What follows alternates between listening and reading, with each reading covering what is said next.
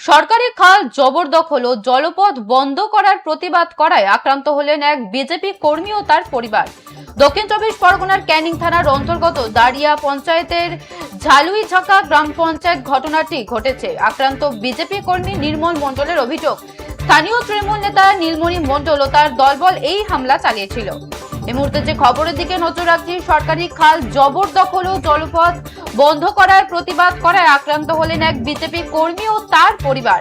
দক্ষিণ চব্বিশ পরগনার ক্যানিং থানার অন্তর্গত দাঁড়িয়া পঞ্চায়েতের বালুইছাকা গ্রামে এই ঘটনাটি ঘটে। আক্রান্ত বিজেপি কর্মী নির্মল মণ্ডলের অভিযোগ, স্থানীয় তৃণমূল নেতা নীলমণি মণ্ডল ও তার দলবল এই হামলা চালিয়েছে। স্থানীয় সূত্রে জানা যায়, 2021 সাল থেকেই ওই গ্রামের একটি সরকারি খাল ভরাট করে বাড়ি তৈরির কাজ শুরু করেন তৃণমূল বিধায়কের অনুগামী নীলমণি মণ্ডল। সেই সময় প্রতিবাদ করায় নির্মল বাবুর বাড়ি ভাঙচুর করা হয় এবং তিনি দীর্ঘদিন ধরে ঘর ছাড়াও ছিলেন। গত সোমবার আচমকা ওই দুষ্কৃতীরা গ্রামের জলপথ বন্ধ করে দিলে ফের সরব হয় নির্মল বাবুর পরিবার। অভিযোগ, তখনই লাঠি সোটা নিয়ে তাদের বেধড়ক মারধর করা হয়। এমনকি মঙ্গলবার ক্যানিং থানায় লিখিত অভিযোগ জানিয়ে বাড়ি ফেরার পরও তাদের ওপর পুনরায় তাণ্ডব চালানো হয় বলে দাবি আক্রান্তের। বিজেপি করার অপরাধে ওই লাগাতার অত্যাচার বলে দাবি করেছেন তিনি। ঘটনার প্রেক্ষিতে লিখিত অভিযোগের ভিত্তিতে তদন্ত শুরু করেছে ক্যানিং থানার পুলিশ। তবে মারধরের অভিযোগ অস্বীকার করেছে স্থানীয় তৃণমূল নেতৃত্ব।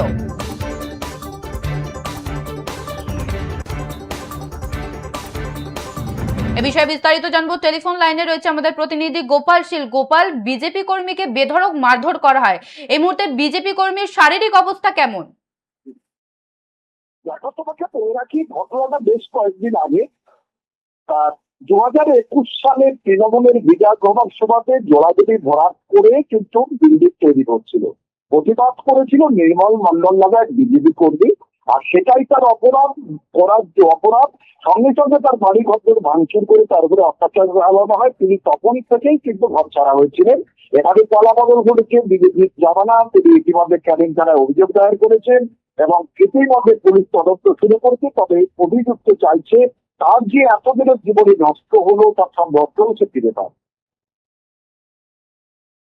বেশ, ধন্যবাদ গোপাল। সরকারি খাল জবরদখল ও জলপথ বন্ধ করার প্রতিবাদ করায় আক্রান্ত হলেন এক বিজেপি কর্মী ও তার পরিবার। দক্ষিণ চব্বিশ পরগনার ক্যানিং থানার অন্তর্গত দাঁড়িয়া পঞ্চায়েতের বালুইছাকা গ্রামে এই ঘটনাটি ঘটে। আক্রান্ত বিজেপি কর্মী নির্মল মণ্ডলের অভিযোগ, স্থানীয় তৃণমূল নেতা নীলমণি মণ্ডল ও তার দলবল এই হামলা চালিয়েছে।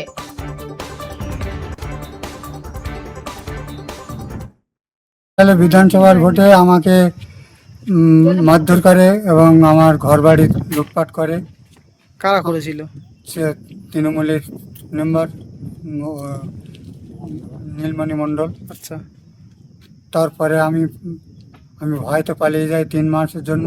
ঘর ছাড়া হয়েছিল? ঘর ছাড়া হয়েছিলাম। আচ্ছা, আমার ঘরে লুটপাট করে, আমার ঘর ভেঙে দিয়ে আমার ঘরের এলবাস্টার ভেঙে দেয়। আর 2026-এ আমরা এই নির্বাচনে আমরা মানে জয়ী হয়ে আমারও এজেন্ট বসতে পারিনি।